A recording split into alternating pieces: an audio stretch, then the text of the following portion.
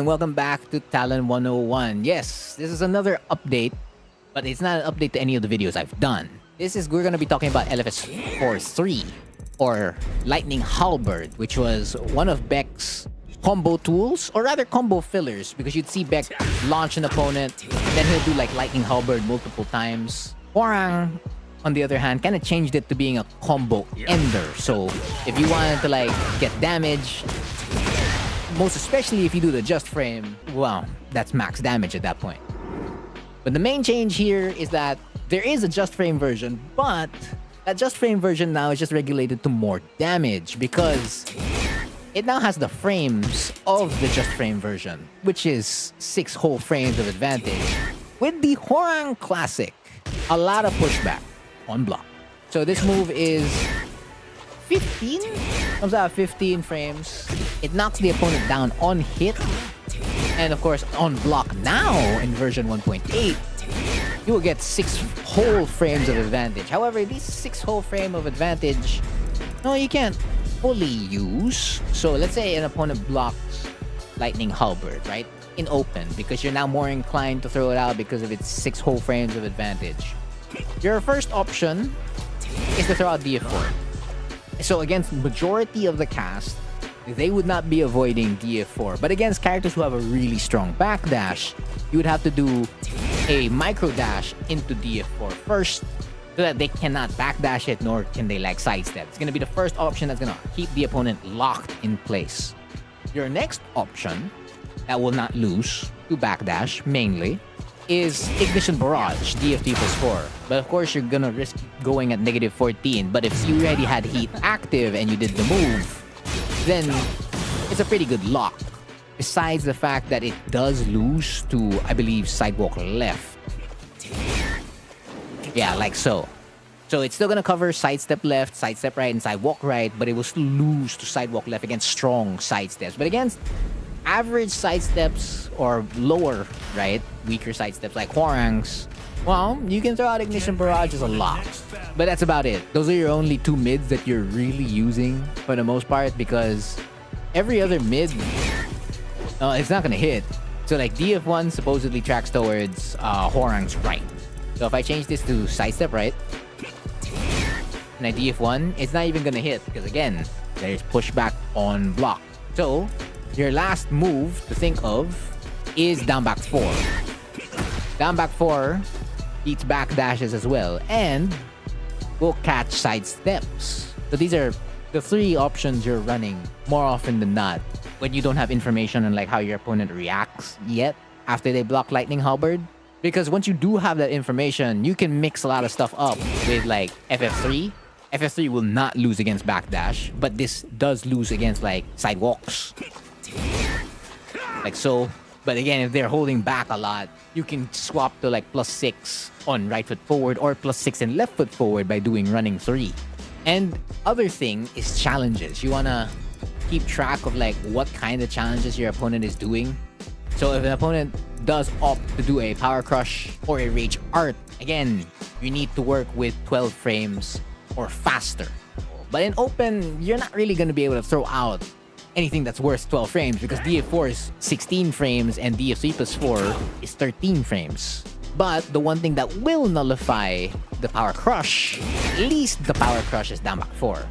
Because DF4, just to show you, if I throw it out immediately, I'm punished. It is what it is. If I throw out DF3 plus 4, all the more, because Hwoarang still keeps kicking the opponent. Only down back 4 is the one thing that's kind of stopping most challenges. So let's change this to a regular challenge, right? So let's say, they would do a jab. So we're gonna do Lightning Halberd, throw out down back 4, you trade. And if you didn't do down back 4, that's a better trade on DF4. Of course, naturally, if you do DF3 plus 4, right, you'll win. However, you're thinking about Power Crush, side steps, and backdash first. Because Rage Art is the other thing that will keep you guessing. Like again, if you throw out Lightning Halberd and you decide to down back 4, this will again beat a Power Crush, but not the Rage Art. So do take a lot more care once the opponent has hit low health, because there's no knowing whether they throw out the rage art or not. So let the mental frames hang because they know you're at an advantage.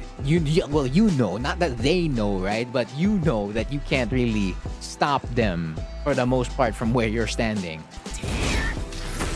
Well, 4-4 works, so you can put that on the list. So let's check. Let's now double check. So 4-4 beats a rage art. So let's now check with a power crush. Lightning Halberd, 4-4, perfect. Now, backdash. This is the moment of truth. All right, yeah. The second hit catches, so that's gonna be the same thing, I believe, with 4-3. Yeah, second hit catches.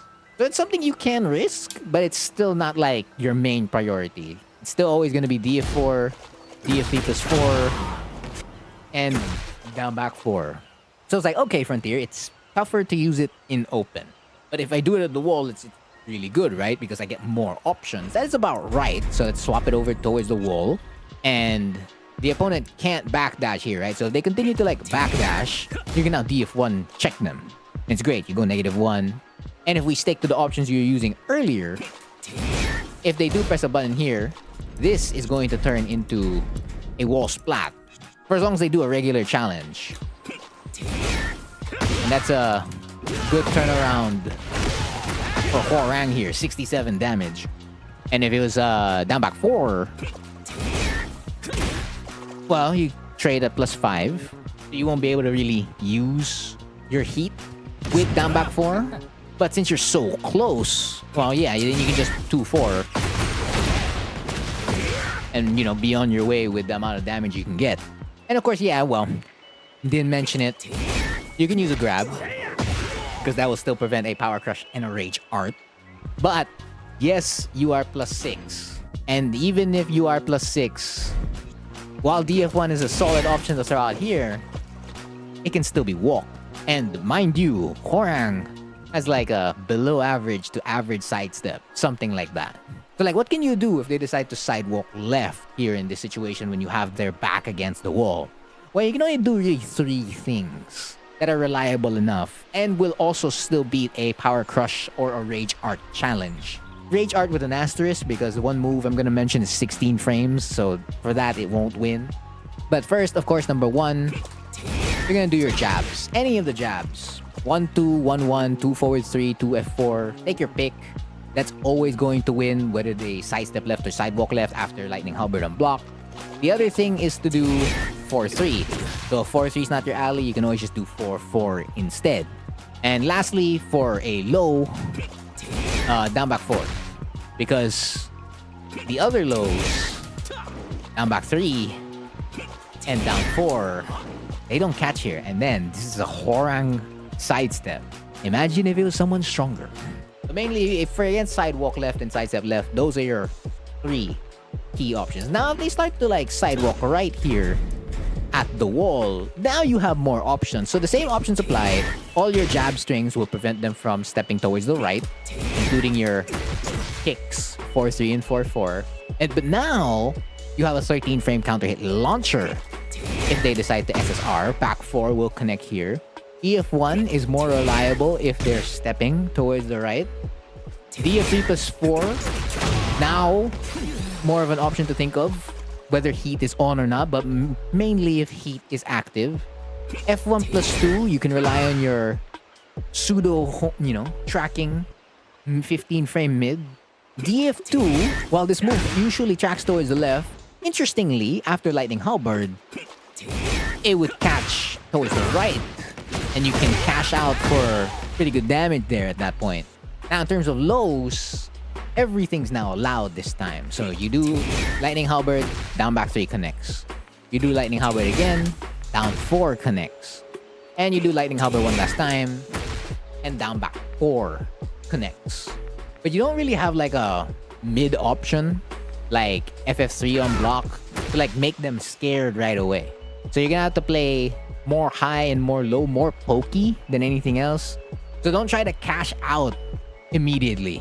So if you have them in this kind of situation and you get the Lightning Halberd, you kind of want to put yourself in RFF as quickly as you can, or anything else. Like, don't stay in LFF if you want to like continue pressuring them. So opt for like a jab string into either Flamingo, or you check them with a high mid, and imagine yourself as Jin Kazama's rival.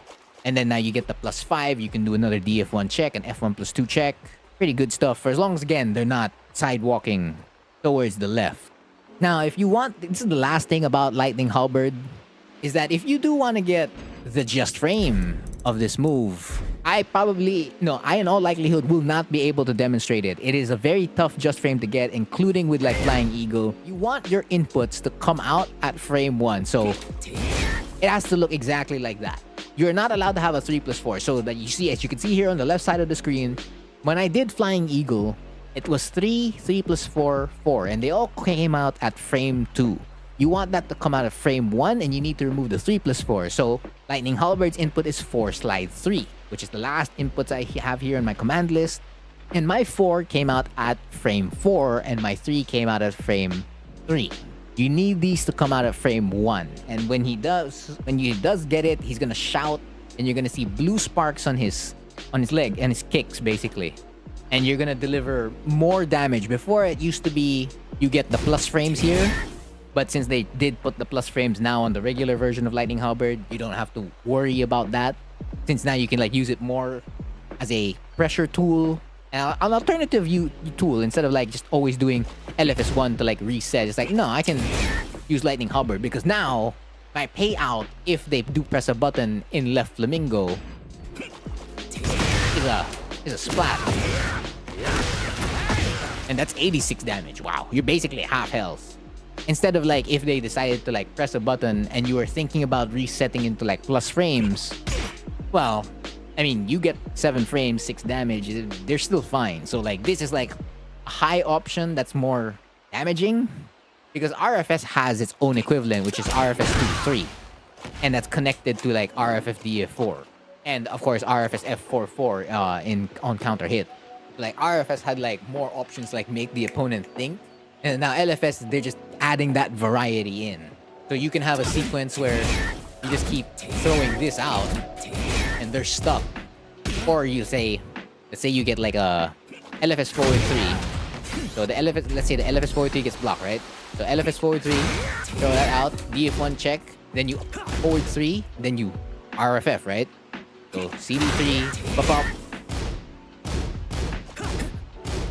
and then you can loop so many other things, and then bring it back, get the +6, and then do occasional mid checks here and there, maybe throw in a grab, whatnot. So Lightning Halberd now more than just a combo ender and an occasional thing you can throw out, provided you had like the just frame input down for Lightning Halberd. So that has been the lesson for this video. I've been Frontier, and thank you for watching.